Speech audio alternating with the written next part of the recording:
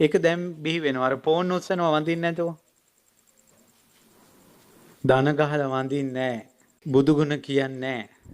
ඒ වෙනකොට දන්න ගාථා මොකුත් නැහැ. වැඳිලි නැහැ. මිනිස්සු එනවා වටපිට ගැන අවධානයක් නැතුව යන කාලයක්. ෆෝන් එකේම තියෙන්නේ. ඔය දැන් පුරුදු වෙන්නේ. උන් මරලා ගියත් දන්නේ නැහැ මේ ෆෝන් එකේ ඔබ එනවා. ඔය පිටරටවල වල අපි ගිහිල්ලා සමහරට කෝච්චි වල යනවා. කෝච්චි එකෙක් ඔලුවක් උස්සන්නේ නැහනේ. අර ෆෝන් එක දිහා බලාගෙන තමයි යන්නේ. පාරේ යන මිනිස්සු එක පැත්තකින් තේ කෝප්පි ගන්නවා. අනිත් පැත්තෙන් ෆෝන් එක ඔබ ඔය යනවා. පාරේ. ඔලුවක් උසලා වටක් පිටක් බලන්නේ නැති මිනිස්සු බිහි වෙනවා. එදාට ධාතුන් වහන්සේ නමක් වැඩ ඉඳලා තේරුමක් නැහැ. අන්න එදාට මේ ලෝකේ අතිශයින්ම අඳුරු වී යන යුගී පහළ වෙනවා. එදාට මේ ලංකාවෙම තියෙන සියලු ස්තූපවල සියලු භූමිවල ධාතුන් වහන්සේලා මේ රුවන්වැලි මහා සෑයට එකතු වෙනවා. ඒ ධාතුන් වහන්සේලා මේ සෑය දෙබෑ කරගෙන ද්‍රෝණයක් ධාතුන් වහන්සේලා මතුවෙනවා. එදා මේ ධාතු ගර්භේ විවර නොවේවා කියලා රහතුන් වහන්සේලා කරපු ප්‍රාර්ථනාව එදාට පිහිටන්නේ නැහැ. ධාතු ගර්භේ විවර වෙනවා. ධාතුන් වහන්සේලා අහසට මතුවෙනවා. ලංකාවෙම ධාතුන් වහන්සේලා මේ අහසේ මතුවෙලා මිනිස්සු දන්නේ නැහැ මේ කිසිම දෙයක්. මිනිස්සු උඩ ඔලුවක් උස්සලා උඩ වටපිට බලන්නේ. මිනිස්සු අමුතු ලෝකෙක උමතු ලෝකෙක ඉන්නේ කාලේ.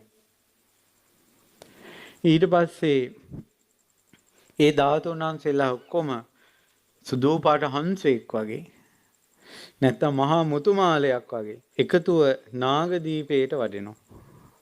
නාගදීපේ සෑයේ දෙබෑ වෙලා එදා බුදුරජාණන් වහන්සේ වැඩ හිටපු මණික් ආසනේ මතුවෙලා මේ ධාතුන් වහන්සේලා මණික් ආසනයට මතුවෙනවා.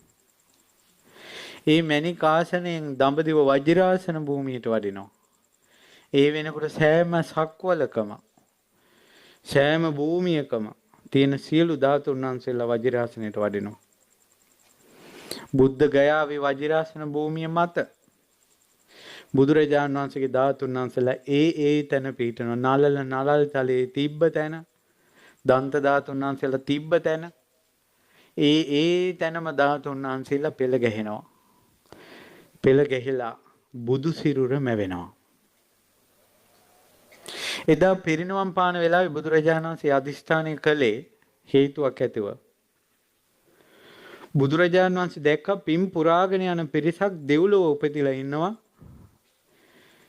ඒ පිරිසට බුදු කෙනෙක්ම බණ කිව්වොත් රහත් වෙනවා. මාර්ගඵල ලබනවා. බුදු කෙනෙක්ම කියන්න ඕන සියලු දෙනාම රහත් වෙන්න එක වචනයක් කියන්න ඕන. මගඵල ලබන්න. එකම ධර්ම ඒක වෙන කිසි කෙනෙකුට කරන්න බෑ. ඒ කියන්න ඕන. එතකොට පින් කරගෙන ඉන්න අය එදා දෙව්ලොව ඉපදිලා ඉන්න හැටි ඒ දෙවිවරු හිතන ඒවා ඒ දෙවියන්ගේ පින ඒ දෙවියන්ට අවබෝධ වෙන්න ඕන වචනේ මාර්ගඵල ලබන හැටි ඔක්කොම පිරිනිවන් මංචකේ අපේ බුදුරජාන් වහන්සේ අනාවරණ ඥාණයෙන් දැක්කා. සර්වඥතා ඥාණයෙන් දැක්කා.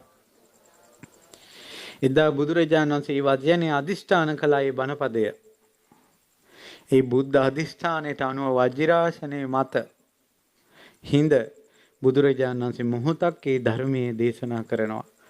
අසංකීය ගණන් දෙවිවරු එදාට මාර්ගඵල ලබනවා. දෙව්ලොව උපන් කෙනෙකුට තව එක chance එකක් තියෙනවා මඟඵල ලබන්න. ඒ ධාතු පරිනිර්වාණය. නැත්තම් මේ දෙවියන්ගේ ලෝකයක් ගැන අපි කියන්නේ දිව්‍ය අප්සරාවන් පිරිවරාගෙන නඳුන් උයන්නේ සෙල්ලම් කරන්න නෙවෙයි.